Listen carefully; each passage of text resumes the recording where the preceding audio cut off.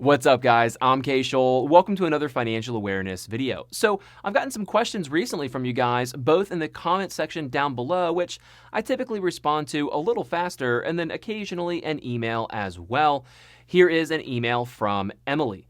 Hi Kyle, love your videos and have a question. Looks like we might get a second stimulus check. I kind of want to invest it in my Robinhood account, but I'm not sure if I should just save it or put it towards my credit cards or what. What do you think? Love your bookshelf, by the way, Emily. I think I got your email last week, but as of the day I'm filming my response, Congress actually just passed the second stimulus bill, and I imagine President Trump will be signing it soon.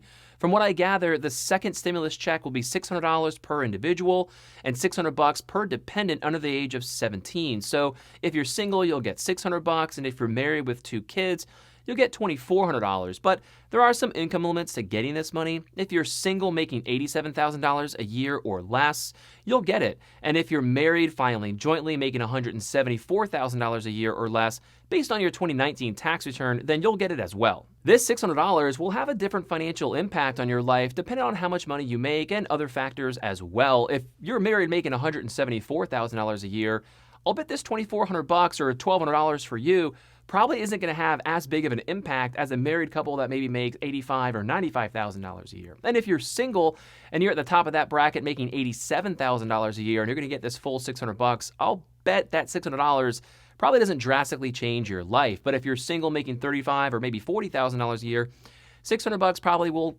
I'd say, go a long way. The way my wife and I like to live our life is to take control of our financial disciplines as best we can by trying to limit our expenses and increase our income.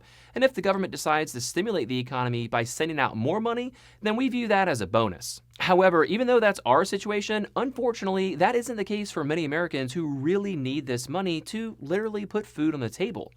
All that said, though, I'll divide my response into 2 different categories: to the people that actually need the money and to the people that don't. To the people that need this money, I would tell you to keep it in your savings account or use it. And if you do need it for paying bills, buying groceries, keeping a roof over your head, then yes, use it for those reasons. That is in part what this bill was intended for. And if you have to use it instead of save it or invest it, don't feel bad. That's just the situation that you're hopefully temporarily in right now. And if you do need this money, I think $600 really doesn't do a whole lot for you.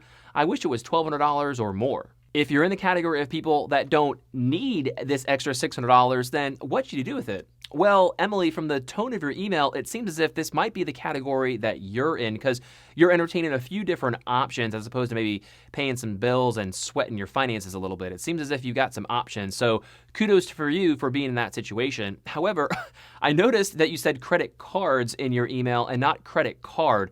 Not sure if that was a typo or not, but if you have multiple credit cards that you don't pay off in full, I would not put this money in your Robinhood account and I would pay off your high interest credit card debt first.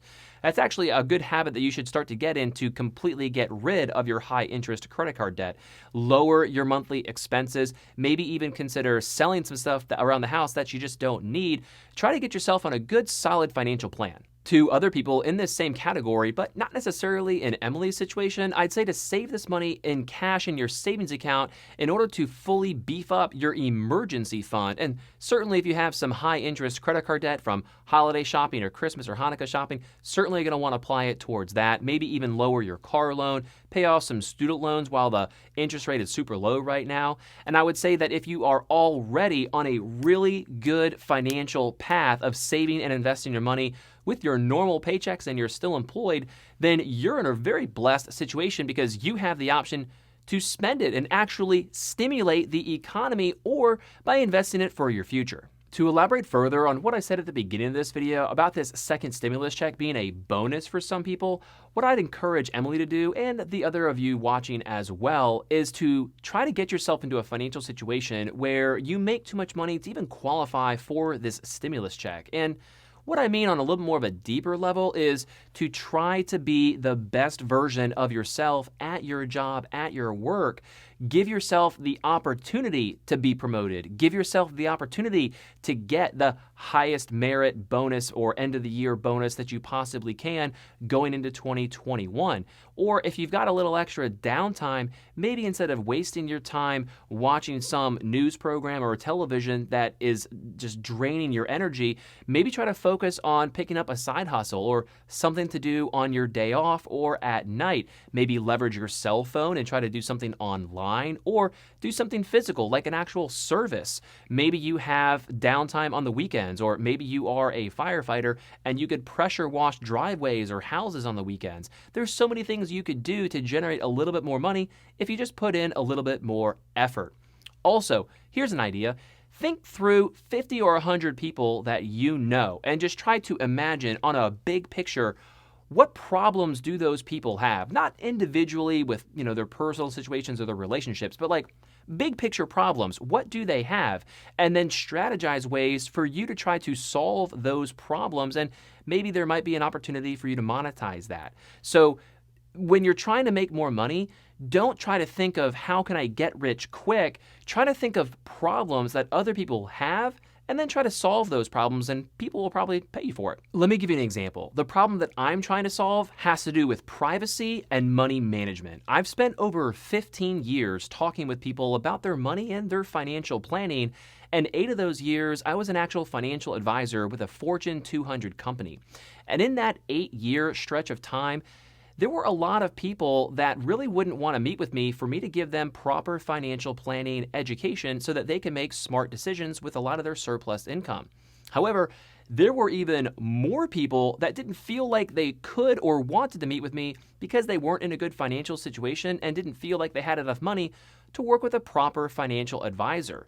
So the problem that I'm solving is taking the formal collegiate education background of finance and real estate combined with 8 years of actual financial planning experience working with people and their money, and I'm now able to deliver a lot of that knowledge to you through the privacy of your own home, through your cell phone. And I really like the privacy aspect of YouTube.